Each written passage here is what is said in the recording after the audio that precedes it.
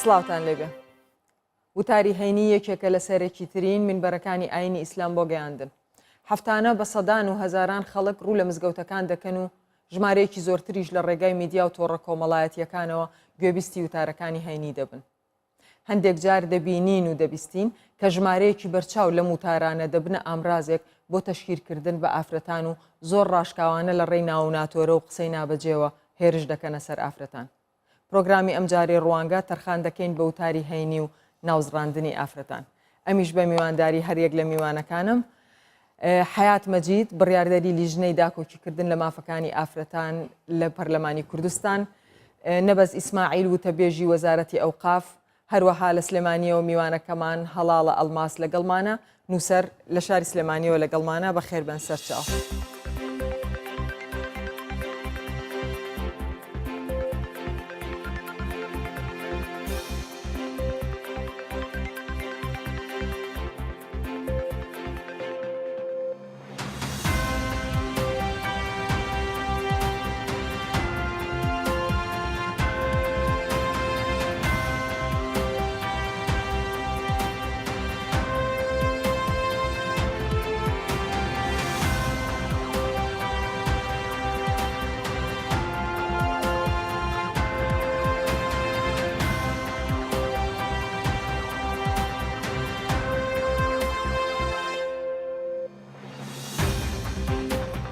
دقێک نادۆزیەوە لە دینی ئیسلام کەوا ڕێت پێ بداتن تەجاوز بکەیت لەسەر غەیری خۆت و غەیری خۆت مسلمان یا غەیرە مسلمان، پیاو بیان ژن، بەڵکو دروشمەکەی عام ئەوەیە وەقولوا للناس حسنا. بە شێوەیەک لە شێوەکان پێویستە کە وەزارەتی ئەوقافیش پێداچوونەوەیەک یاخود بە دوواداچوونێک لە گفتاری بەشێک لە مامۆستاکانی ئاینی بکات کە بتوانن ئەوانیش وەکو پێویست فەرموودە کە ڕاستەقینەکان و ڕۆ جوانەکەی ئیسلام بخەنە ڕوو کە هەمیشە شانازی بە ئافرەت کراوە. بەشێکتر لە مامۆستایانمان ئەم ڕێزکیان هەڵبژاردووە کە دینیان لەگەڵ عادات تەقالید و کولتوری کۆمەلگەی کوردی تێکەڵاو کردەوە و عادات تەقالیدی کۆمەلگەی کوردیش هی خەڵکی کورد بەخۆی نییە، بەڵکو وڵاتانی دەوروبەر، وڵاتانی عەرەبی، وڵاتانی خێڵەچی، وڵاتانی بیابانی گواستراوەتەوە بۆ ناوچەکەمان زاڵ بووە بەسەر پیاوانی ئاینی و بۆتە هۆکارێکش کەوا لەگەڵ دینەکە تێکەڵاو بکەن و بەداخەوە ئەمە یەکێکە لەو کێشانی کۆمەلگەی کوردی پێوە ئەناڵێنێتن. بەس یانی مەدبێت ینی سەر ڕۆژانە تشتێ واقعی بۆ بنیە ڕۆژانە تندۆتیژی میگرتی فەقیری دەستی هاریکاری بۆ درێژکیانی ینی تشتێت باش بێژن نە هەموو بەس بێژن بەحشت و جەهەنەم و بەحشت و بکەنە و بکەنە لە بچەکێ بەرفرەکەن سەبارەت ژنێ ڕاستیە بەشکێبی عادەتێک هەندێک مەلا چوتش مطلق نین ئەم بێژنی حەمنی مەلایەتمە ژمارەکی بەرچاو ژوان مەلا یەتگرین ئەمڕۆزێک بخە هەردەم دێ بەحسێ ئافرەتێکن وڵا هۆسانە جەهەنەم هۆسانە و جەهەنەم هۆسانە مەڵێت ما فيغوفي أغلبيت قالك سر أفرتي طافن ميجي أفرت وصا أم حسناكن شو بحثي أفرتي بتأكيدن هل سب شو مين برادو بيتن هم بلا هر بحثي ما خوب بيتن بحثي عندي بحثي خوكين فيغوفي كرجلي فيغوفي أم بيجين أفرتي الميت فيغوفي توصانة أفرتي بري صالك توصانة شو تلاقي وأم بحثي جيلي بري كين وبحثي أفرتي بري پێویستە خانمان لە ناخی خۆیانە ئازادانە ناخی خۆیان بسەلمێن بۆ دەور و پشتەکەیان ئازادانە ڕاوبۆچوونەکانیان هەبێت بزان کە وجودیان هەیە نەوەک بە پاڵەپەستۆی یەکێک یاخود منبەرەکان یاخود هەر کەسایەتێکی کە بێت شتێکیان پێ بکات. بەباشی نازانم کە لە منبەرەکانەوە بە تایبەت باس لەو بابەتە بکرێت لەوانەیە بابەتی زۆر لەوە گرنگترمانەیە کە کێشەکانی ژنانە تونوتیژی بەرامبەر بە ژنانە خۆسووتانی ژنانە ئەو مافانەی کە ژنان دەبێ هەیان بێ ئەوە ڕێگەیەکە ئەوە چارەسەرەکە لەو شوێنە گشتیانە باسی لێوە بکرێت و گفتوگۆی لەسەر بکرێت. مەگەر کەسێک لە خراپترین بوار و حاڵەتە بێت ئەگەر خۆی بەدڵی بێت و خۆی ویستبێتی بەردەوامە بێت لێ لەبەرەوە پێویستە مرۆڤەکان باوەڕێکی تەواویان پێوێت چکە خۆی گەورە شەروای فەرمووە کە بێ کەسەکە خۆی بە باوەڕۆ بیکە نەک بە زۆرە ملێ.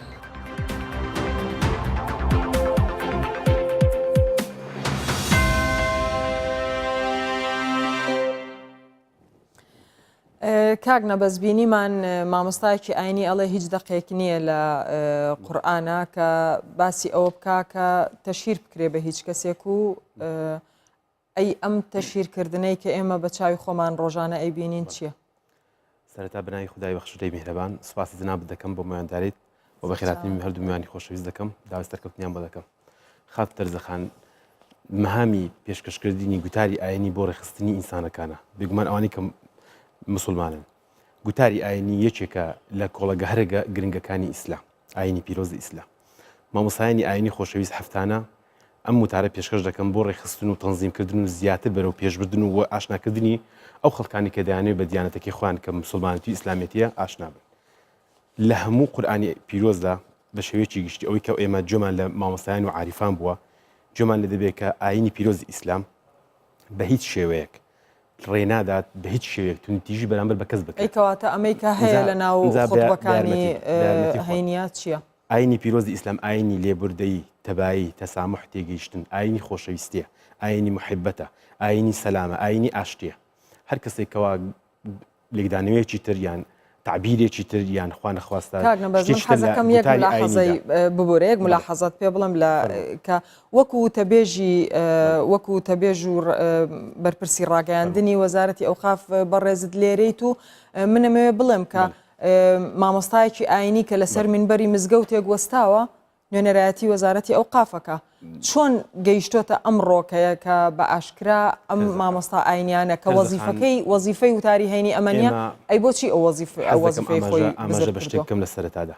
ئێمە هەفتەیە ڕابردوو لە وەزارەتی ئەوقاف و کاروباری ئاینی حکوومەتی هەرێمی کوردستان دوو ڕۆژان لە ژێر چاودێری ڕێزدار نێتیروان بارزانی سەرۆکی حکوومەتی هەرێمی کوردستان و بە سەرپەرشتی ڕاستەخۆی ڕێزدار پشتیوان سادق وەزیری ئەوقاف و کاروباری ئاینی بە وەکالەت کۆنفرانسێکی ڕێخستنی گوتاری ئاینیمان لە شاری هەولێر ساز کرد ئەو کۆنفرانسە بە بەشداری نزیکەی 200 مامۆسای ئاینی لە سەرجەم شار و شارۆچکانی هەرێمی کوردستان لە هەموو ڕەنگەکان لە هەموو دەنگەکان بەشداریان تێدا کرد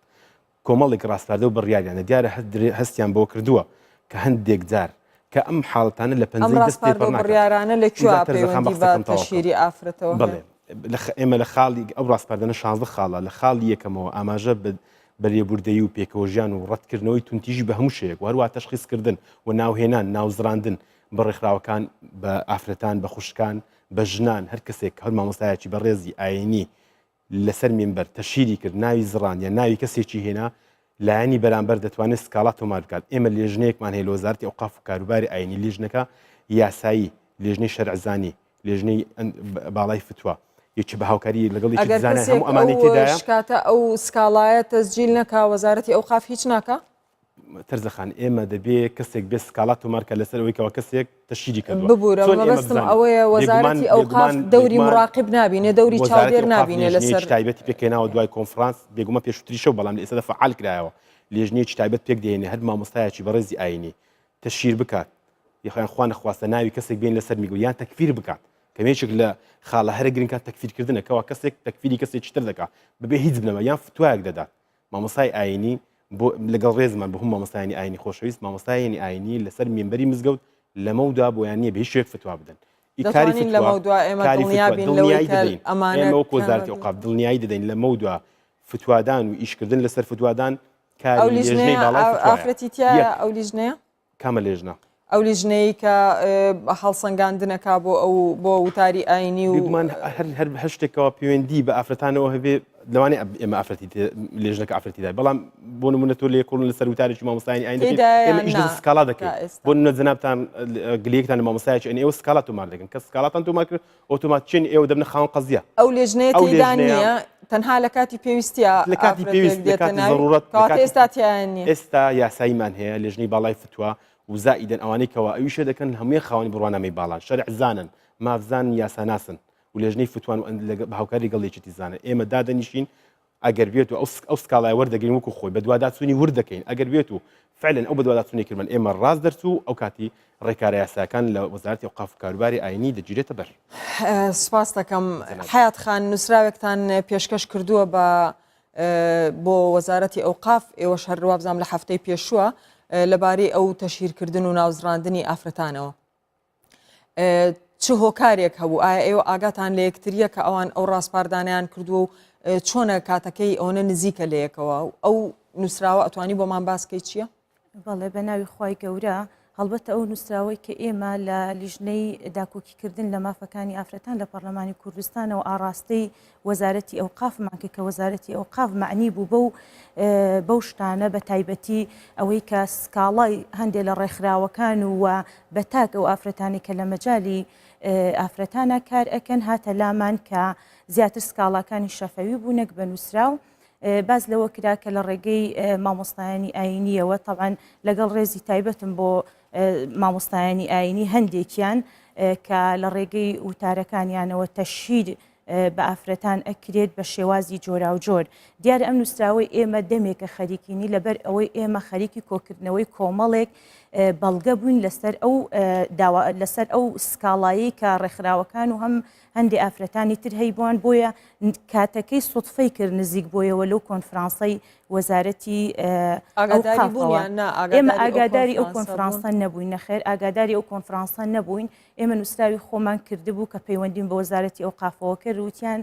شتێکی زۆر باشە ئێمەش بەنیازین لە داهاتوویەکی نزیکە کۆنفرانسێکی وا لەسەر مەوزوعێکی وا ببەستین بۆمان بنێرین ئێمە نووسراوەکەی خۆمان نرد نووسراوەکە زیاتر با بڵێن بە کۆمەڵێ سیدیەوە کۆمەڵێ وتاری مامۆستایانی ئاینیەوە بەڵێ بە کۆمەڵێ بەڵگەوە نردومانە کە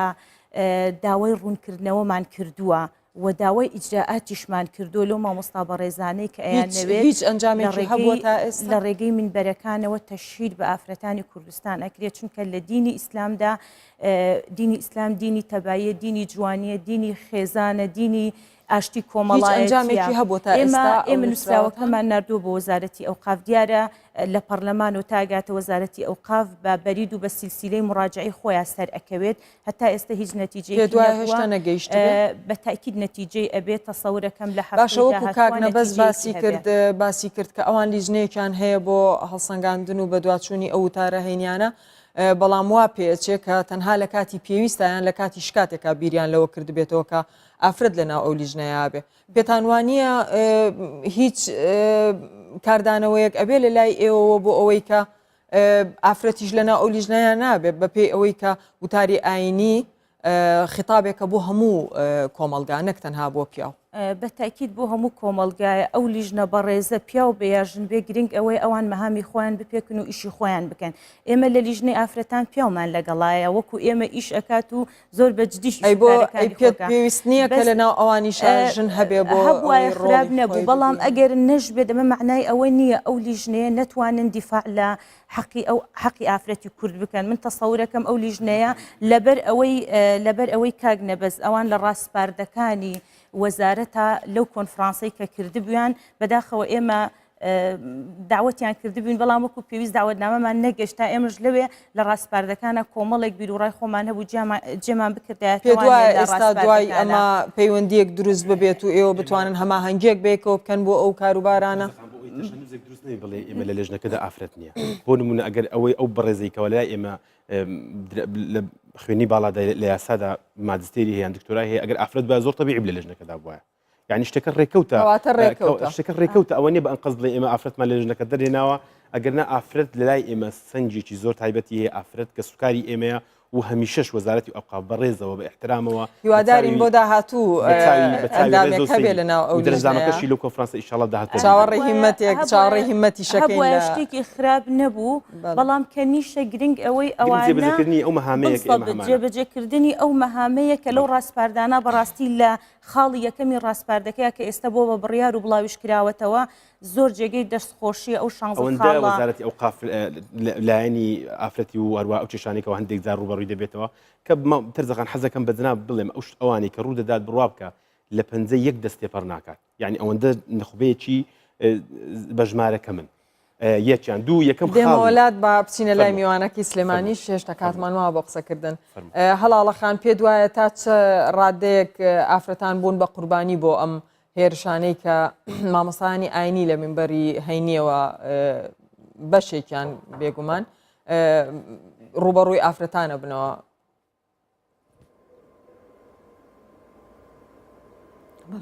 بەلای خۆی گەورە میهرەبان ئەسڵای خۆی گەورەتان لێ بەڕاستیتەوەرێکی گەرم و گوڕە بەڵام ئەوەی جەنابەت باسی ئەکەیت ئایا تا چەند ئافرەتان بوونەتە قوربانی دیارە ئەبوو پێشەوەی ئێمە بەرنامە ساسکەین بمانتوانایە داتایەکمان پێ بواە بە وردی تا چەند ئافرەتان قوربانی وتارەکانن تا چەند زانایانی ئاینی لە وتارەکانیان تەشیرەکەن بۆی بمانتوانەیە بە شێوازێکی زانستی خۆتان داتایەکتان لەلا هەیە کە ئێمە بتوانین پشتی پێ ببەستین هەڵاڵەخان نەخێر داتامان لانیە من عرضم کردی ئەبوو پێش ئەوە مثلەن کە بتەوە شتێکی واکەی ئامادە باشێ بکەی بۆەوەی کە بتوانین داتایەکت پێبێ چکە ئێستا دیارە لیژنەی داکۆکیکردن لە مافەکانی ئافرەت ئەو بەو ئەرکە هەڵساون بەڕاستی و هەموو ئەو بەڵگانیان کۆ کردوتەوە کە پێشکەشی وەزارەتی ئەوقافیان کردووە کە تایەتی کە تەشیرکردن بە ئافرەت بە گشتی و بە ناوهێنان و بە تایبەتی شتایەتی دەستیان خۆش بێ ئەوەی ئەوان داتانیە تەنها کۆکردنەوەی زانیاریە یعنی تۆ داتا کاتێ دەتایە ئەو کاتێک کە چەندان فۆرمت هەبێ دەیان سەدان فۆرمت هەبێ لە نەتیجەی ئەوە کە دیارە تەحلیل کاتێ شیکاری ئەەکەی بۆی کۆمەڵ ئەنجامت بۆ دەرچێت لە ئەنجامەکە دەرکەوێتەوە بە ڕێژەیەک ئێمانوێت لە ڕێی بەرنامەکەمانەوە ئەو زانیاریانە کۆکەینەوە کە بۆ خەڵک تا ڕادەیەک ڕوونە دیاردەیەکی ڕوونە کە ئەبینرێ ڕۆژانە و بە ڤیددیۆ ئەبینرێ و شتەکان میوانەکانیشم ئەتوانن باشتر ئەوە ڕوونکەنەوە بەڵام من حەزمە کرد ڕای بەڕێزت بزانم لەسەر ئەوەی کە ئایا تا چڕادەیەک ئافرەت بووە بە ئامانجێک بۆ ئەم تەشیرکردنانەی کە لە لای هەندێک مامۆستایانی ئاینیەوە هەیە ئەوەی کە جەناوت باسیکەی و ئەو حیاتخان باسی کرد کە چۆتە بەردەستیان لە پەرلەمان هەمووی لە حاڵەتەوە نەبووتە دیاردە مادەم شتەکە نەبووتە دیاردە تۆ ناتوانی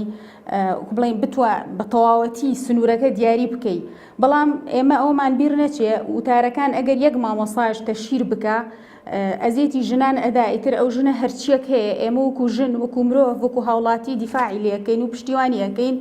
وەلەناو ئاینی پیرۆزی ئیسلامە وەکو ئاماژەیان پێکرد مامۆسایانی ئاینی بە هیچ شێوەیە هیچ دەقێکمان نییە نە لە قورئان نە لە فەرموودە ئاماژە بە بێڕێزی و تەشیرکردن بە ئافرەتەوە بکات بەڵکو نەک تەشیری پێوە ناکەیا بێڕێزی بەرامبەر بناکە بەڵکو ڕێز و کەرامەتی شکۆی مرۆیی بە تەواوەتی پێبەخشیوە ینی ئەگەر بێت و مامۆسایەکی ئاینی لە شوێنێکە تەشیر بکە یا بە شێوازێ مامەڵە لەگەڵ ئافرەت بکە لە کاتی وتاردانیا قسەی نابەجێ بکە کەسێکی دیاریکرا و بەرامبەری کەسێکی دیاریکرا و شتی هەبێ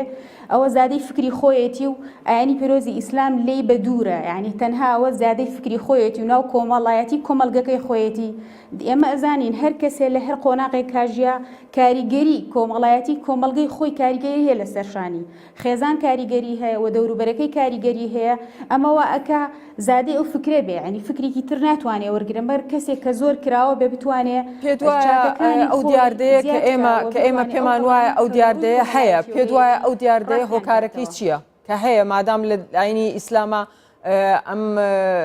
ئەم جۆرە وتارە هەبوونی نییە ئەی کەواتە بۆچی وا بەزەقی دەرەکەوێت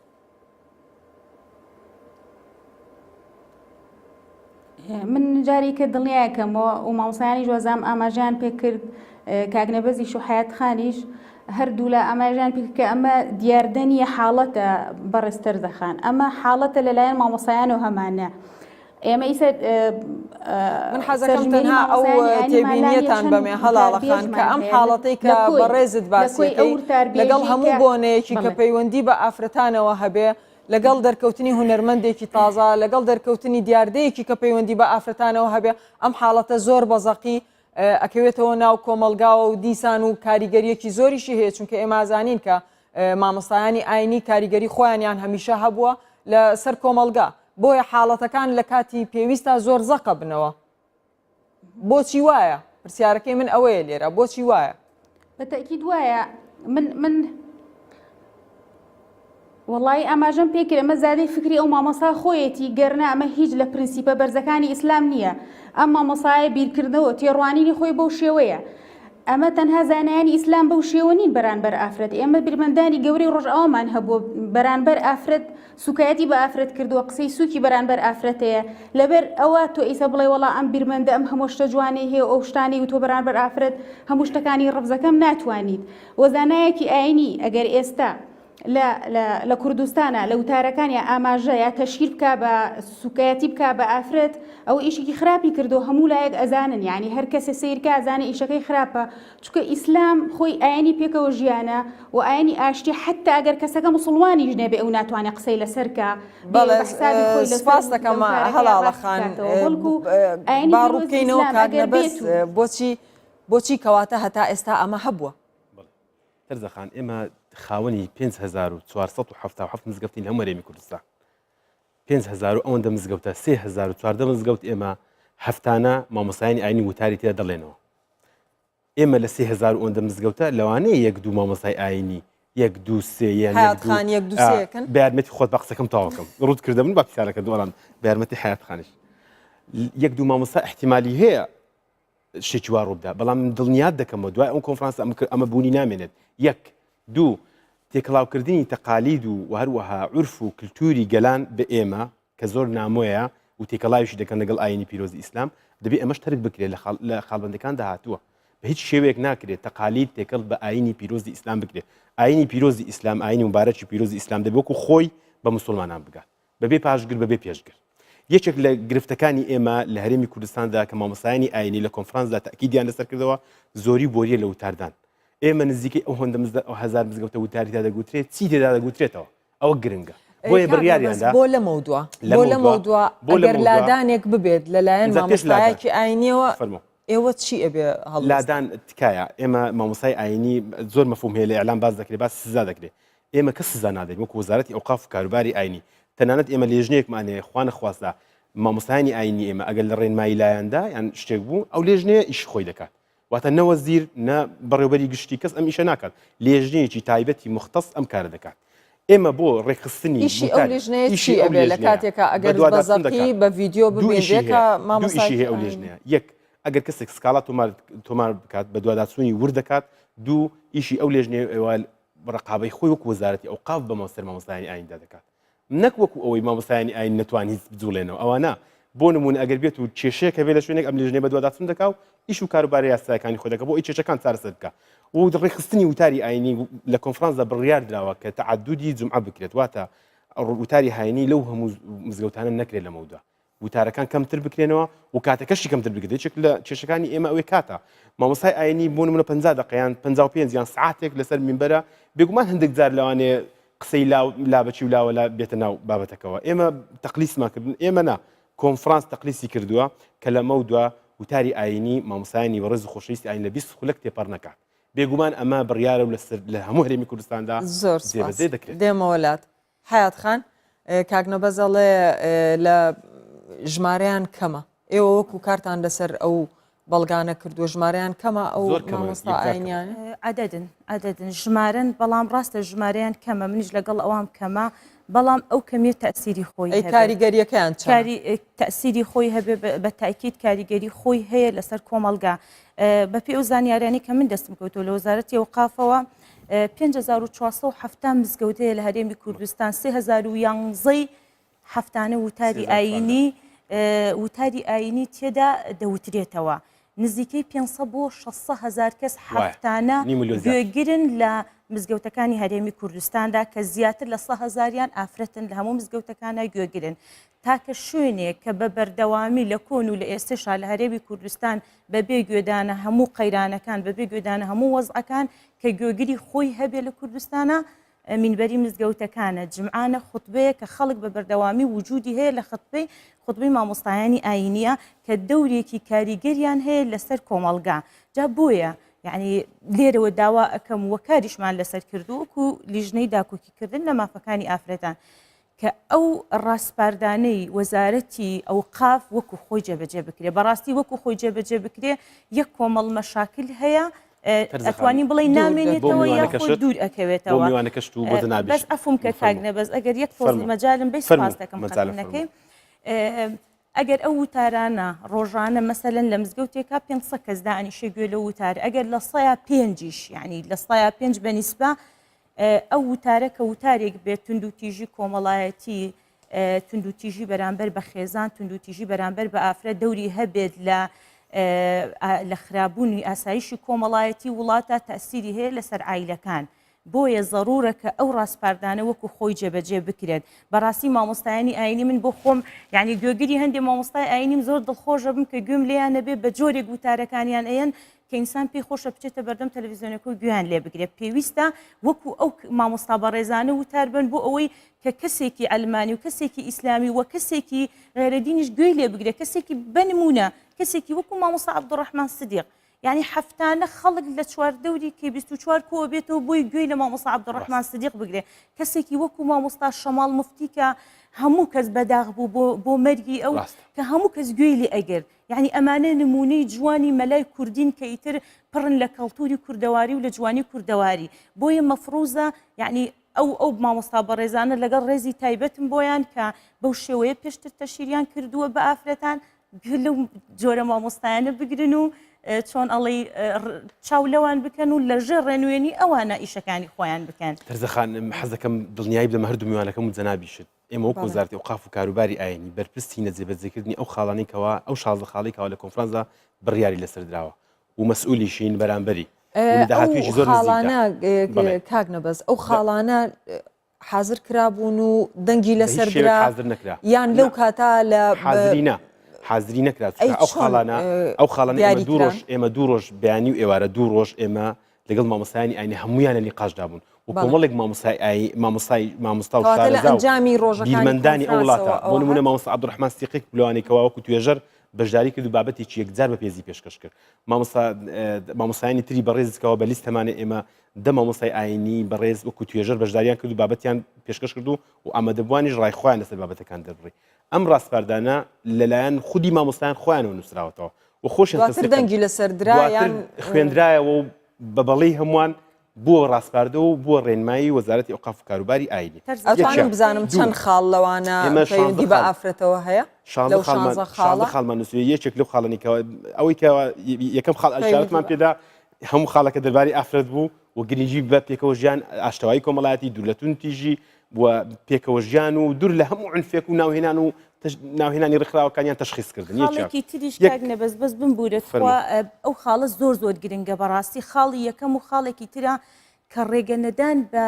کەناڵەکانی ڕاگەیاندن تەختێکردنی وتارەکان ئەوە ئەگەڕێنەوە باسیەکەین با بچینە لای میوانەکەی سلێمانیشمان هەڵاڵەخان پێ دوایە کە ئەو ڕاستپاردانەی کە کۆنفرانسەکەی وەزارەتی ئەوقاف دایناون ڕۆڵێکی هەبێ لە کەمکردنەوەی ئەو حاڵەتەی کە بەڕێزت بە حاڵەت باست کرد بۆ لە مەودووە کە بەرامبەر ئافرەتانە کرێ پێ دوایە کەمی کاتەوە بەڵێ وەکو جەنابی کاک نەبەز ئاماژەی پێکرد ئەو وعدیدا کە بتوانن ئیشی لەسەرکەن و کاریگەریەکی باشی هەبێت بەڵام ئێمە ئەوەی لە دوور و ئاگامان لێ بێ وەکو نووسەری یا وەکو چالاکوانێکی بواری ژنان هەر مامۆسایەکی ئاینی تر ئەگەر تەشیری بە کەسێک کردی بێ ئاگامان لێ لەلایەن وەزارەتی ئەوقاف و بان کراوە قسەی لەگەڵ کراوە ینی بیرمانەیە کە ئەوقاف هەڵوێستەی کردووە لەسەر ئەو حاڵەتانی کە ڕووی داوە یەک دوو حاڵەت کە پێشتر ڕووی داوە جا ئومێ دەکەین کە بتوانێت کاریگەریەکی ئەرێنی باشی هەبێ و وتارەکانی مامۆسایانی ئاینی ڕێخستنێکی باشی پێوە دیار بێ چونکە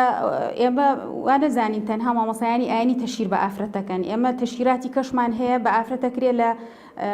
پێگە کۆمەڵایەتیەکانە بە تایبەتی فەیسبوک ینی ئەوە تەنها توێژی مامۆسایان نییە کە ئەگەر تیان نابێت تەشیر بکەن لە وتارەکانە بەڵکو خەڵکێکی تریش بە هەمان شێوەیە بۆ یەک کارکردن لەسەر مامۆسایانی ئاینی وەکو جەنابەت ئاماژەت پێکرد و کاک نەبەز ئاماژەی پێکرد زۆر کاریگەریەکی ئەرێنی ئەبێت چونکە مامۆسایان ڕۆژانە خەڵک ئەبینن بێ وتارەکانی ئاینی ڕۆژانە لە نوێژەکانە خەڵکە بینن لە کاتی نوێژەکانە ئەتوانن ئاڕاستە هێمنانە یا ئەو ئاڕاستی پێکەوە ژیان و ئاشتیانە زۆرتر بدەن بەگوێینەوەکانمانە و زیاتر بتوانن کاریگەریان هەبێ لەسەر کۆمەڵگەیە هەڵاڵەخان پێ دوایە کە ئەو لیژنەیە کە لە وەزارەتی ئەوقاف کە باسمان کرد لەگەڵ کاک نەبەزە کە ڕێکخستن ئەکات و بە دواچوونەکە بۆ وتاری هەینی پێویست بوو کە ئافرەتی تیابێ یان وەک کاک نەبەز باسی کرد ڕای ئێوە چۆنە؟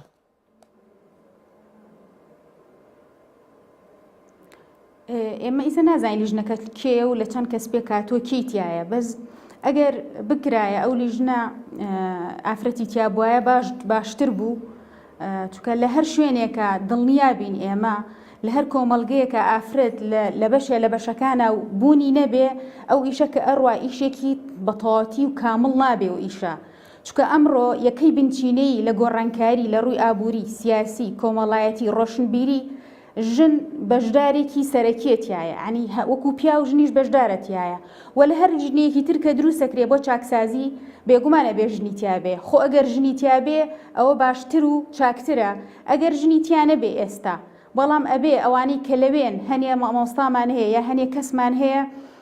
وەکو نمونەی مامۆستا عەبدوڕەحمان سدیقتان هێنایەوە وەکو نمونەی جەنابیان زۆرتر ئەتوانێت داکۆکی کار بێ لە مافەکانی ژنان و حسابکردن بۆ ژن و تەشیر پێنەکردن و بێڕێزینەکردن بەرانبەری ئەگەر کەسی ئاوا هەبێت ئەتوانێت ئەو تا ڕادەیەک ئەو فەراغا یا ئەو بۆشایە پڕکاتەوە کە نەبوونی ژنە ئەنی پێم وایە گرنگ بوو کە ژن هەبێ لە بوارەکە لە لیژنەکە ژنان هەبوونایە من گلەیەکی کەشم هەبوو بەڕاستی من کاتێک کۆنگرم بینی کۆنفرانسم بینی بوونی ژنتیایە زۆر کەم بوو کە ئەو زۆر گرنگ بوو کە ژنان بوونیان ئەو گلەیە ڕووی ئەو گلەیە بکەینەوە کاکنە بەس بزانین نوێنەریان لێ بواە گلەیەکەتان لەسەر سەر و لەسەر چاو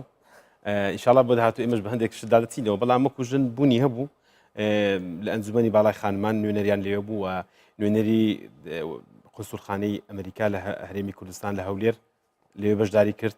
و یەک دوو ئافرەتیش وەکو ڕۆژنامەنووس وەکو میوانیش بەشداریان لەگەڵ ئێمە کرد بەڵام ئیشەکە پەیوەندی بە مامۆستایانی ئاینیەوە هەیە یعنی چێژەکە ڕێخستنی گوتاری ئاینی ئێمە ئیش دەکەین ئەو خاڵی یەکەم کە داکۆچیکردنەوە بە یەکتر قبولکردنەوە یەکتر ژیانە وابزان هەمتان لێی ڕازین خاڵی یەکەم ئەگەر بە خۆشان لێ بنەر ئەوان نانووسن بێگومان هەر بەو شێوەیە ینی دەتوانی باشە ئەگەر مامۆستایانی ئاینی ئێمە ئەزانین کە هەمویان پیاون بەڵام خۆ کۆلێژی خەتابە هەیە کە ئافرەتی شتێدا دەخوێنێت بۆچی کەسێکی وانە بووە کە ڕۆڵێکی هەبێ لە وەزارەتی ئەوقافا بۆ ئەوەی کە وەکو ئەوە نییە بە ئەومان بیر بێ هەڵاڵەخانی ژووتی تەنانەت مامۆستا عەبدوڕەحمان سدیقیش تا ڕادەیەک ئەتوانێت ئەو ڕۆڵە ببینێ وەک ئەوە نییە کە ئافرەتێک زۆر تاکید لە عنسوری ژن و ئافرەت دەکەوێت لە ناو لێژنەکان تێناگەم مەبەستی تۆ چییە لەم زۆر تاکیدکردنەوە مەبەستم ئەوەیە کە ئافرەت خۆی زیاتر ئەتوانێت گزارش لە ویستەکانی خۆی و لە ئازارەکانی خۆی بکاوەک لەوەی پیاوێک لە باتی ئەو گزارش ئەگەر چی ئەو گلێ با لەسەر خۆتان بێ مادام ئەو هەموو دەرچووە و هەموو دەرچووە و لە کۆلیژەکان لە پەیمانگاکان هەیە حەقا ئەو گلێ لای خۆشتان ئێمە باسی کۆلێژی خەتابەی ئاینیەکەین ئینجا دەمێ باسی کۆلیژی خەتابەی ئاین بۆ جەناب بکەم ئێمە لە کۆنفرانسدا بڕیار لەسەر ئەوە دراوە کە لەمە دووە هەر مامۆستایەکی بەڕێز و ئاین لە پەیمانگا یاخود لە کۆلێژ تەخەڕوز دەکا و دەردەچێت